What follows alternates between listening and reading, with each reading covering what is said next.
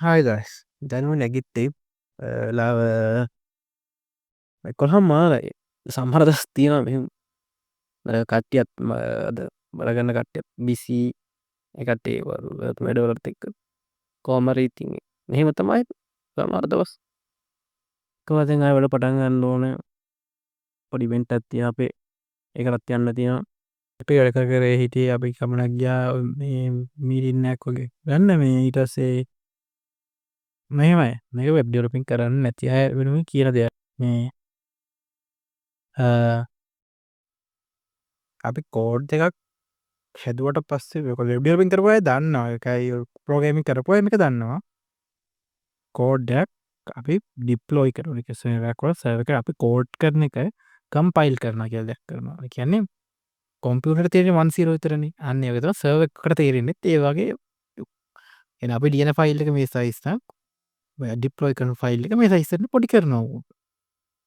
අපි ෆ්‍රේම්වර්ක්ස් වලින් කරන දෙයක් ඒක. එහෙම කරාට පස්සේ අපිට ඒක බෑ. ආයේ ඒක උඩ ලියන්න. තියා ඒක බල වෙන ලිව්වෙක් මම නෙවෙයි නම් ඒක තේරුම් ගන්න බෑ. විදි තියනවා දැන් ඒයිත් එක්කලා එක එක අල්ගොරිතම් වලින් පුළුවන්.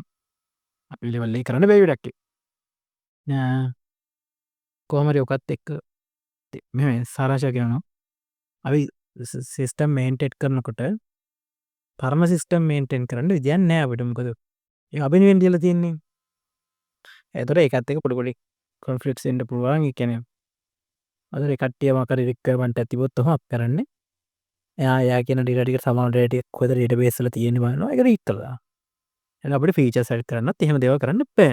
මේ මේන්ටේන් කරලා උතර හොඳයි සෝස් කෝඩ් එකක් අපි එඩිට් කරනවා නැත්නම් අර විදිහට කරන්න ඕන. මොනවා තමයි මේන්ටේන් ප්‍රොසෙස් එක යන්නේ. එක්ක අපි අලුත් අපි අලුතෙන්ම අපේ ප්‍රෝග්‍රෑම් එකක් දාන්න ඕන සර්වර් එකට.